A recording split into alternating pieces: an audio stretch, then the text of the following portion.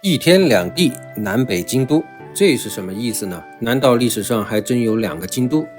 没错，日本的历史上还真有出现过两个都城，并且这两个都城都各有一位天皇，还都自称是正统。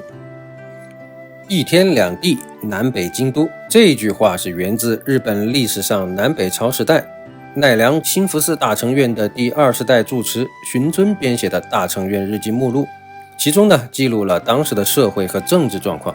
从镰仓时代后期开始，历时半个世纪的政权分裂状态下，皇位的继承权变得有些诡异。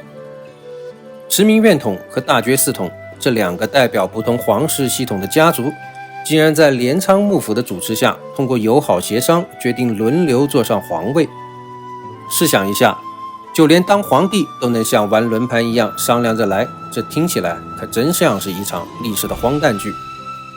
游山玩水聊日本，今天呢，我们来到奈良县的吉野山，一边欣赏吉野山的美丽风景，一边聊聊日本的南北朝。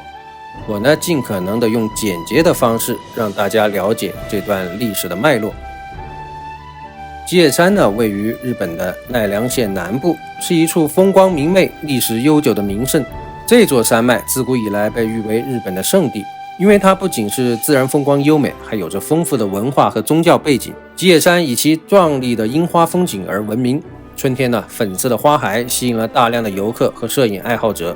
此外，吉野山呢还是修验道的重要圣地，是日本皇室和修验道的重要场所。特别是在南北朝的时期，后醍醐天皇在这里建立了南朝，吉野山呢也因此成为了南朝的中心和象征。它的悠久历史和丰富的文化底蕴，使得这里成为日本历史爱好者的必游之地。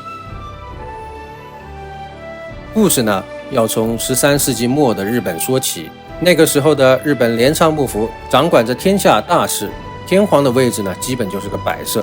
但是呢，皇宫里却暗潮汹涌。咱们的主角呢，是后嵯峨天皇的后代，大哥是后来的后生草天皇，弟弟呢是后来的龟山天皇。当时两兄弟都惦记着皇位的继承权，都希望自己的儿子成为接班人。他们分为了两大阵营，分别代表了持明院统的后生草天皇和代表着大觉寺统的龟山天皇。持明院和大觉寺都是寺院的名称，分别是两支皇室系统的发源地。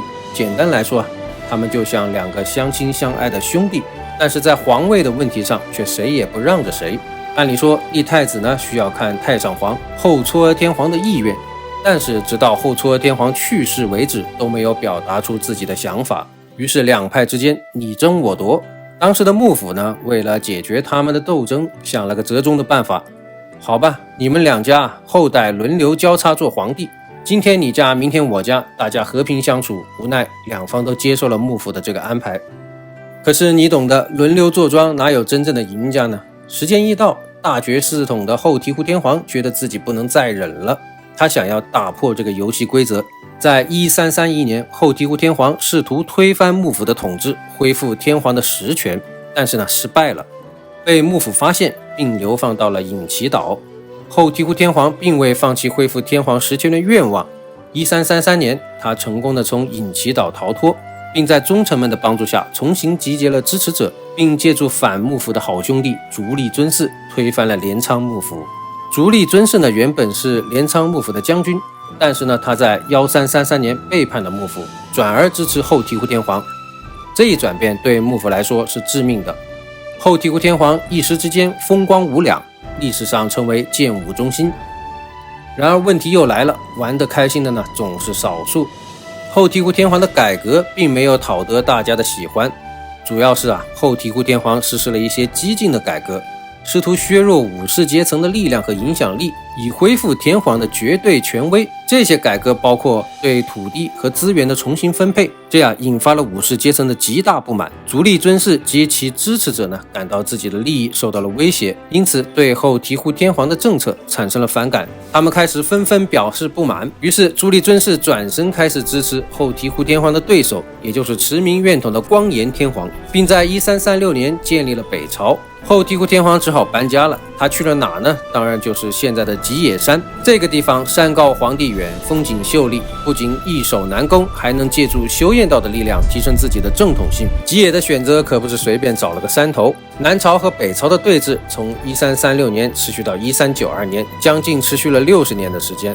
南朝自称正统，但手里的地盘实在是有点紧张，当时呢也只能依赖南部和西日本的豪族支持。北朝坐镇京都，有足利幕府的撑腰，势力越来越强大。这场皇位之争就像旷日持久的马拉松比赛，南朝跑累了，地盘小，没有力气，北朝逐渐占据了上风。最后这场漫长的马拉松总算有了个结果。1392年，通过足利义满的握拳，南朝的后龟山天皇同意放下矛盾，让位给北朝的后小松天皇。最终呢，南北朝合二为一，从此北朝成了唯一的合法皇室。然而南朝的正统性并没有完全的消失，仍然在历史上的某个角落引发着人们的争议。这场宫斗剧虽然结束了，但是影响深远。南北朝时期的这段权力斗争不仅影响了日本的历史进程，更在武士阶层的崛起和天皇制度的演变中留下了深刻的印记。正所谓你方唱罢我登场，谁家背后不穿帮。